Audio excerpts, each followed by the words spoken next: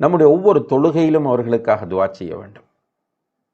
துஆ கபூலாகக்கூடிய ஒவ்வொரு சந்தர்ப்பத்திலும் அவர்களுக்காக துஆ செய்ய வேண்டும். நிறைய பிள்ளைகள் இந்த விஷயத்தை உணராமல் இருந்து கொண்டிருக்கிறார்கள். இது நம்முடைய கடமை என்பதை நாம் புரிய வேண்டும். நம்முடைய பெற்றோருக்கு செய்கிற மிகப்பெரிய உபகாரம் என்பதை நாம் புரிய வேண்டும். உயிரோடு இருக்கிற பெற்றோராக இருந்தால் அவர்களுக்கு என்ன தேவையோ அவைகளை எல்லாம் நாம் அல்லாஹ்விடத்தில் கேட்க வேண்டும். பிரதானமாக ரப்பிர்ஹம்ஹுமா கமா ரப்பயானி சகீரா என்று கேட்க வேண்டும். நம்முடைய சுஜூதில் துஆ என்கிற அடிப்படையில் இதை ஓதலாம். அத்தஹியாத்தின் இறுதியிலே ரப்பிர்ஹம்ஹுமா கமா ரப்பயானி என்று சொல்லலாம். அதே போன்று தஹஜ்ஜுதிலே ரப்பிர்ஹம்ஹுமா கமா ரப்பயானி சகீரா என்று சொல்லலாம். பிரயாணத்திலே ரப்பிர்ஹம்ஹுமா கமா ரப்பயானி சகீரா என்று சொல்லலாம். அதானுக்கும் இகாமத்திற்கும் இடையிலே உள்ள நேரத்தில் ரப்பிர்ஹம்ஹுமா கமா ரப்பயானி சகீரா என்று துஆ செய்யலாம். அதே போன்று உம்ராவுக்கு போனால், ஹஜ்ஜிக்கு போனால், நாம் துஆ கேட்கிற ஒவ்வொரு சந்தர்ப்பத்திலும் நம்முடைய பெற்றோருக்காக ரப்பிர்ஹம்ஹுமா கமா ரப்பயானி சகீரா என்று துஆ கேட்க வேண்டும். அதே போல பெற்றோர் நோய்வாய்ப்பட்டிருந்தால் அவர்களுக்கு சுகத்தை கொடுக்குமாறு, பெற்றோர் மன உளைச்சலுக்கு உள்ளாகி இருந்தால் அவர்களுக்கு நிம்மதியை கொடுக்குமாறு, பெற்றோர் பொருளாதார நெருக்கடியில் இருந்தால் அவர்களுக்கு பொருளாதாரத்தில் பரக்கத்தை செய்யுமாறு, இப்படி பெற்றோருக்கு என்ன தேவையோ அவற்றையெல்லாம் நாம் பெற்றோருக்காக துஆ செய்வது நம்முடைய பொறுப்பும் கடமையும் என்பதை நாம் புரிந்து கொள்ள வேண்டும். நம்முடைய பெற்றோர் மரணித்து விட்டால் அவர்களுக்கு நாம் தொடர்ச்சியாக துஆ செய்து கொண்டே இருக்க வேண்டும்.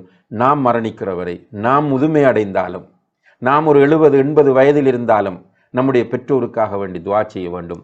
சில சலஃபுகள் என்ன செய்வார்கள் என்றால், துஆ கேட்கும்போது முதலில் அவர்களுக்கு கேட்பார்கள், அடுத்ததாக பெற்றோருக்கு கேட்பார்கள். எந்த ஒரு சந்தர்ப்பத்திலும் அவர்கள் தங்களுக்கு துஆ கேட்கிற அதே நேரத்தில் பெற்றோரை மிஸ் பண்ணுவதில்லை என்பதை அவர்களுடைய வாழ்க்கையிலே நாம் படிக்கிறோம். எனவே இந்த பெற்றோருக்காக துஆ செய்வது என்பது நாம் செய்ய வேண்டிய மிக முக்கியமான ஒரு கடமை என்பதை புரிந்து கொள்ள வேண்டும். சில நேரங்களில் நம்முடைய பெற்றோர் இஸ்லாத்தை ஏற்றுக்கொள்ளாமல் இருக்கலாம். பிள்ளைகள் இஸ்லாத்தை ஏற்றிருப்பார்கள், பெற்றோர் இஸ்லாத்தை ஏற்றுக்கொள்ளாமல் அவர்கள் இருப்பார்கள். இப்படியாக இருக்கிற பெற்றோருக்காக துஆ செய்யலாமா என்று கேட்டால், இதிலே அந்த பெற்றோர் 2 நிலையில் இருக்கிறார்கள். பெற்றோர் இஸ்லாத்தை ஏற்றுக்கொள்ளாத நிலையில் உள்ள பெற்றோர் 2 நிலையில் அவர்களை நாம் பார்க்க வேண்டும்.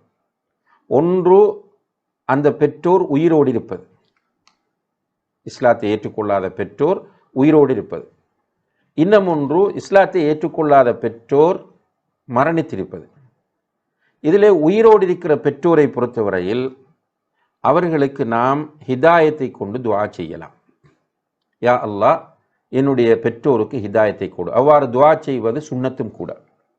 அபூ ஹுரைரா ரலியல்லாஹு அன்ஹு அவர்கள் நபி ஸல்லல்லாஹு அலைஹி வஸல்லம் அவர்களிடம் வந்து, யா ரசூலல்லாஹ், என்னுடைய தாய்க்கு ஹிதாயத்தை கொண்டு துஆ செய்யுங்கள், என்னுடைய தாய்க்கு ஹிதாயத் கிடைக்க வேண்டும், அதற்காக அல்லாஹ்விடம் துஆ செய்யுங்கள் என்று கேட்கிறார்கள். ரசூலுல்லாஹி அலைஹி வஸல்லம் அவர்கள், அல்லாஹும்ம ஹ்தி உம்ம அபி ஹுரைரா, யா அல்லாஹ், அபூ ஹுரைராவுடைய தாய்க்கு ஹிதாயத்தை கொடு என்று துஆ செய்தார்கள். அவருடைய ரசூலுல்லாஹி அலைஹி வஸல்லம் துஆ கபூலாகி அபூ ஹுரைரா ரலியல்லாஹு அன்ஹுடைய தாய் இஸ்லாத்தை ஏற்றுக்கொண்டார் என்பதை நாம் சஹீஹான ஹதீஸ்களிலே பார்க்கிறோம். அதே போல ஒரு சந்தர்ப்பத்திலே சஹாபாக்கள் வந்து தௌஸ் கோத்திரத்தினருக்கு எதிராக அவர்கள் அத்துமீறி நடந்தபோது அவர்களுக்கு எதிராக துஆ செய்யுங்கள் என்று கேட்கிறார்கள். அவர்கள் இஸ்லாத்தை ஏற்றுக்கொண்டிருக்கவில்லை. ரசூலுல்லாஹி அலைஹி வஸல்லம் அவர்கள் அவர்களுக்கு எதிராக துஆ கேட்காமல் அவர்களுக்காக துஆ கேட்கிறார்கள். அல்லாஹும்ம ஹ்தி தௌஸா, யா அல்லாஹ், தௌஸ் கோத்திரத்தினருக்கு நீ ஹிதாயத்தை கொடுப்பாயாக என்று துஆ செய்தார்கள். அவர்களுடைய துஆவின் அடிப்படையில் தௌஸ் கோத்திரத்தைச் சேர்ந்த பலர் இஸ்லாத்தை ஏற்றுக்கொண்டார்கள் என்பதை பார்க்கிறோம். நம்முடைய பெற்றோர் உயிரோடு இருக்கிறார்கள், நம்முடைய உறவினர்கள் உயிரோடு இருக்கிறார்கள், அவர்கள் இஸ்லாத்தை ஏற்றுக்கொள்ளவில்லை என்று சொன்னால் அவர்கள் இஸ்லாத்தை ஏற்றுக்கொள்வதற்கு ஹிதாயத்தை கொண்டு துஆ செய்வது சுன்னத்தாகும். இது அல்லாமல் பெற்றோருக்காக நாம், அதாவது இஸ்லாத்தை ஏற்றுக்கொள்ளாத பெற்றோருக்காக ரப்பிர்ஹம்ஹுமா கமா ரப்பயானி சகீரா என்று துஆ செய்யலாமா? ரப்பிர்ஹம்ஹுமா கமா ரப்பயானி சகீரா என்றால் கருத்து, எனக்கு சிறு வயதில் அவர்கள் அன்பும் இரக்கமும் காட்டியது போல யா அல்லாஹ் அவர்களுக்கு நீ அன்பும் இரக்கமும் காட்டு, அன்பு காட்டு, இரக்கம் காட்டு. இப்படி பெற்றோருக்காக துஆ செய்யலாமா என்று கேட்டால் இதிலே உலமாக்கள் மத்தியிலே கருத்து வேறுபாடு இருக்கு. பெற்றோர் என்றால் இஸ்லாத்திற்கு வராத பெற்றோர். இதிலே அல்லாஹு ஆலம் சரியான கருத்து என்னவென்று கேட்டால், அவர்களுக்கு அன்பும் இரக்கமும் காட்டு என்பதனுடைய அர்த்தம், அவர்களுக்கு நீ ஹிதாயத்தை கொடு, அதுதான் ஆகப்பெரிய அன்பு. அவர்களுக்கு ஹிதாயத்தை கொடுப்பதுதான் மிகப்பெரிய அன்பும் இரக்கமும். அந்த கருத்திலே அவர்களுக்காக வேண்டி நாம் ரப்பிர்ஹமுஹுமா கமா ரப்பேயானி சகீரா என்று துவா செய்யலாம் என்பதுதான் இதிலே சரியான கருத்து என்பதை நாம் புரிந்து கொள்ள வேண்டும்.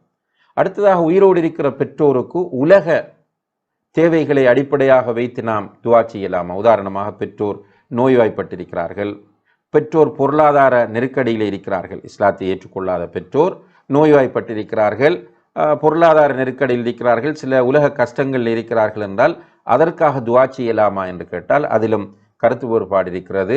வல்லாஹு ஆலம் அதில் சரியான கருத்து அவர்களுக்காக இமாம் இப்னு ஹஜர் அல் ஹைத்தமி ரஹ்மஹுல்லா போன்றவர்கள் சொல்கிறார்கள், அவர்களுக்காக நாம் அவ்வாறு துவா செய்வது கூடும். அவர்களுக்கு உடல் ஆரோக்கியத்தை கொடுக்குமாறு, அதே போன்று அவர்களுடைய கஷ்டங்களை நீக்கி வைக்குமாறு, அவர்களுடைய பொருளாதார பிரச்சனைகளை தீர்த்து வைக்குமாறு அல்லாஹ்விடத்திலே துவா செய்வது கூடும் என்கிற கருத்தை முன்வைத்திருக்கிறார்கள். பெற்றோர் இஸ்லாத்தை ஏற்றுக்கொள்ளவில்லை, மரணித்து விட்டார்கள். இப்ப இந்த பெற்றோருக்காக வேண்டி நாம் துவா செய்யலாமா என்று கேட்டால், இந்த மரணித்த பெற்றோருக்காக நம்ம கேட்கக்கூடிய துவா இஸ்திக்ஃபார், பாவ மன்னிப்பு கேட்க வேண்டும். இஸ்லாத்தை ஏற்றுக்கொள்ளாத நிலையில் மரணித்த பெற்றோருக்காக வேண்டி நாம் பாவ மன்னிப்பு தேடுவது கூடுமா என்று கேட்டால் இது கூடாது. இஸ்லாத்தை ஏற்றுக்கொள்ளாமல் குஃப்ரிலே மரணித்த பெற்றோருக்காக வேண்டி பாவ மன்னிப்பு தேடுவது ஹராமாகும். அது கூடாது என்பது ஏகோபித்த முடிவாகும். அதிலே கருத்து வேறுபாடு கிடையாது. குர்ஆனும் இதை நேரடியாக தடை செய்கிறது. மாகானலில் முஃமினீன், அதாவது மாகானலின் நபியி வல்லதீன ஆமனு அன் யஸ்தக்ஃபிரு லில் முஷ்ரிகீன், அதாவது நபிக்கோ அல்லது முஃமினான யாருக்கோ அவர்கள் முஷ்ரிக்குகளுக்காக வேண்டி இஸ்திக்ஃபார் செய்வது கூடாது என்று அல்லாஹு தஆலா சூரத்து தௌபா 113வது வசனத்திலே சொல்லி காட்டுகிறார். அதே போன்று நபி ஸல்லல்லாஹு அலைஹி வஸல்லம் அவர்கள் சொன்னார்கள், என்னுடைய ரப்பிடத்திலே என்னுடைய தாய்க்காக இஸ்திக்ஃபார் செய்ய அனுமதி கேட்டேன், அந்த அனுமதியை அல்லாஹ் தர மறுத்து விட்டான். தாய்க்காக, ரசூலுல்லாஹி அலைஹி வஸல்லம் அவர்களுடைய தாய்க்கு இஸ்திக்ஃபார் செய்வதற்காக ரசூலுல்லாஹி அலைஹி வஸல்லம் அவர்கள் அனுமதி கேட்டார்கள், அல்லாஹ் அந்த அனுமதியை கொடுக்க மறுத்தான். அவர்களுடைய கபரை ஜியாரத் செய்வதற்கு அனுமதி கேட்டார்கள், அதற்கு பெர்மிஷன் கொடுக்கப்பட்டது என்று நபி ஸல்லல்லாஹு அலைஹி வஸல்லம் அவர்கள் சொல்லக்கூடிய ஹதீஸ் சஹீஹ் முஸ்லிமிலே பதிவு செய்யப்பட்டிருக்கிறது. குஃப்ரில் மரணித்த பெற்றோருக்காக வேண்டி நாம் அவர்களுக்காக பாவ மன்னிப்பு தேடி துஆ செய்வது கூடாது என்பதை இந்த செய்தியின் மூலம் நாம் அறிந்து கொள்ள முடிகிறது. எனவே அன்புள்ள சகோதர சகோதரிகளே, நமக்கு அல்லாஹ் தந்த மிகப்பெரிய ஒரு கிஃப்ட் நம்முடைய பெற்றோர். நம்முடைய பெற்றோருக்காக நாம் எப்போதும் துஆ செய்து கொண்டே இருக்க வேண்டும். அதிலே நிறைய பரக்கத்தும் ஹைரும் இருக்கிறது. அதே நேரத்தில் அது நம்முடைய கட்டாய கடமையும் கூட என்பதை நம்ம புரிந்து கொள்ள வேண்டும். எனவே பெற்றோர் நமக்கு அல்லாஹ் தந்த கிஃப்ட்.